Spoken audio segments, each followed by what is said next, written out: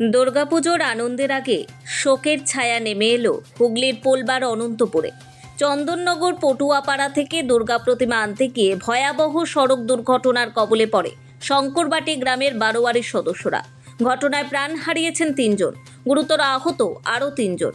স্থানীয় সূত্রে খবর, শঙ্করবাটি হাই স্কুলে আয়োজিত বারোয়ারি দুর্গাপুজোর প্রতিমা নিয়ে গ্রামে পৌঁছয় ট্রাক, কিন্তু পিছনে থাকা 4 চাকা গাড়িটি তখনও ফেরেনি। সেই গাড়িতে ছিলেন চালক সহ 6 জন। দীর্ঘ সময় গাড়িটি না ফেরায় সন্দেহ হয় পুজো কমিটির সদস্যদের। গাড়িতে থাকা এক সদস্যকে ফোন করলে ফোন ধরেন পুলিশ। সেখান থেকেই জানা যায় দুর্ঘটনার খবর। শুক্রবার মধ্যরাতে চন্দননগর রেল ওভারব্রিজ থেকে নামার সময় নিয়ন্ত্রণ হারিয়ে রাস্তার ধারে রাখা ইটের পাঁজায় ধাক্কা মারে 4 চাকা গাড়িটি। ঘটনাস্থলে মৃত্যু হয় 2 জনের।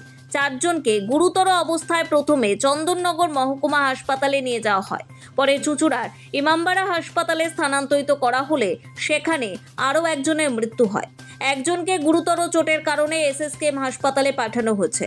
বাকি 2 জনের চিকিৎসা চলছে চুঁচুড়ায়। ঠাকুর আনছিল, ঠাকুর আনার সময় ঠাকুর সামনে বেরিয়ে যায়, তারপরে সেনারা পেছনে গাড়ি নিয়ে আসে, গাড়ি নিয়ন্ত্রণ হারিয়ে এই ঘটনাটা ঘটেছে আমাদের চন্দ্রনগর ওভারব্রিজ থেকে নামার মুভমেন্ট হয়েছে। ইটের গাদা গিয়ে ধাক্কা মেরে সঙ্গে সঙ্গে 2 জন আপনার স্পট ডেড। আদার্স সবাইকে এখানে নিয়ে আসা হয়, তার মধ্যে চুঙ্গি একজন আনার পরে স্পট ডেড, একজনকে কলকাতা পিজিতে ট্রান্সফার করে, আর 2 জন খুব আহত, মানে খুব সিরিয়াস পজিশন হয়ে আছে। মৃতদের নাম জানা গিয়েছে ভাস্কর দেবধারা, বাড়ি সুগন্ধার শঙ্করবাটিতে, প্রীতম চক্রবর্তী এবং স্বপন দে, দুজনেই চন্দননগর কাঁটাপুকুর এলাকার বাসিন্দা।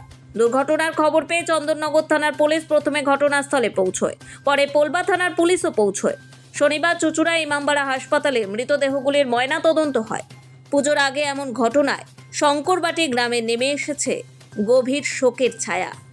নোবেল বাংলা।